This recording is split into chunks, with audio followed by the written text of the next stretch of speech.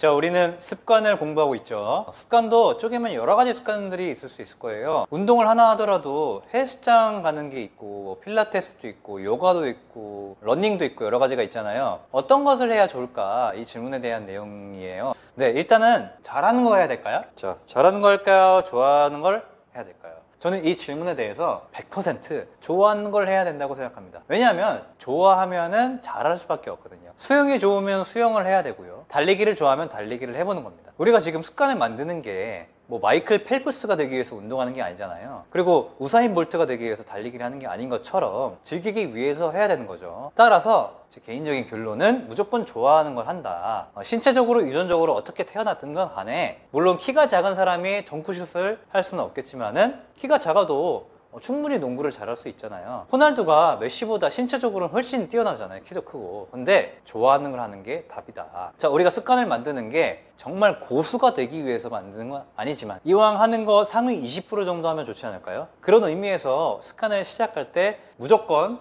좋아하는 걸 하는 거다. 그리고 자, 내가 좋아하는 습관인지 아닌지 알 수 있는 질문들을 한번 던져볼게요. 1번, 시간 가는 줄 모른다. 무엇이 시간 가는 걸 잊게 하는가? 자, 몰입이라는 개념이 있어요. 자, 몰입 개념이 있는데 어떤 일에 집중했을 때 돌입하게 되는 정신적인 상태, 그리고 이 상태에 들어가면 나머지 세계는 희미하게 사라져버리는 그 상태. 이때 우리는 엄청난 행복감을 느낌과 동시에 성과도 되게 잘 나는 상태가 된다고 해요. 운동선수들 사이에서는 존 상태에 들어간다고 얘기를 하는데 이 몰입 상태는 습관을 지속하는 굉장히 큰 중요한 겸익이 되거든요. 그리고 2번, 인생에 있어서 활성화된 데이터. 자, 이게 무슨 말인지 좀 쉽게 설명드리면 우리가 인생을 살면서 이건 꼭 해야지 라고 생각이 드는 게 있죠. 예를 들면은 저는 운동하는 습관과 독서하는 습관이 없던 시절에도 나는 언젠가는 꾸준히 운동하는 사람, 나는 언젠가는 꾸준히 독서하는 사람이 될 거야. 이런 정보가 머릿속에 항상 있었던 것 같아요. 이게 너무 신기한 거예요. 초등학교, 중학교, 고등학교 때 계속해서 나는 왠지 그거를 하는 사람이 되고 싶어. 이런 것들이 누구나 마음 한켠에는 이렇게 자리 잡아 있을 거예요. 당장 그거를 시작하시기 바랍니다. 그것을 습관으로 만들면 굉장히 좋거든요. 그게 음악이 됐든 미술이 됐든 뭐 보컬 연습이 됐든 아니면 연기, 뮤지컬 뭐든지 좋습니다. 뭐 기타 치기 뭐든지 좋아요. 지금 당장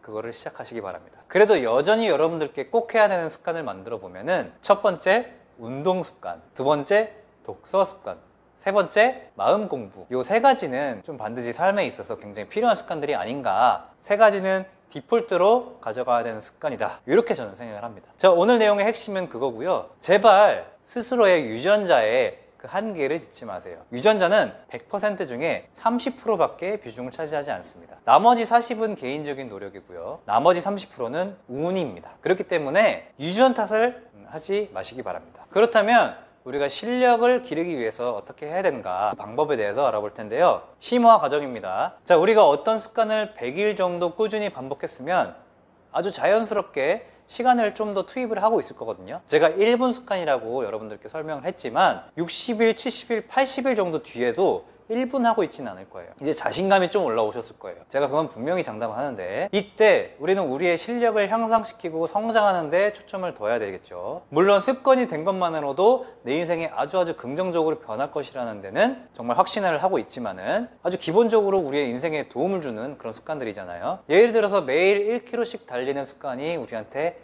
있다고 생각해 봅시다. 그럼 그 사람은 실제로 엄청나게 건강해질 것이고요. 자존감도 높아질 거고요. 스스로를 꾸준히 하는 사람으로, 끈기 있는 사람으로 여기기 시작할 거예요. 여기까지만 해도 분명히 성공이지만 한 발자국만 더 나아가 보자 이겁니다. 자, 우리가 살면서 나는 책을 3,000권 읽었네, 1만 권 읽었네, 2만 권 읽었네 이런 사람들을 종종 마주칩니다. 근데 1만 권 읽었다는 것 자체가 굉장히 과장이 있을 수 있기 때문에 좀 썩 신뢰가 가는 답변은 아닌 것 같아요.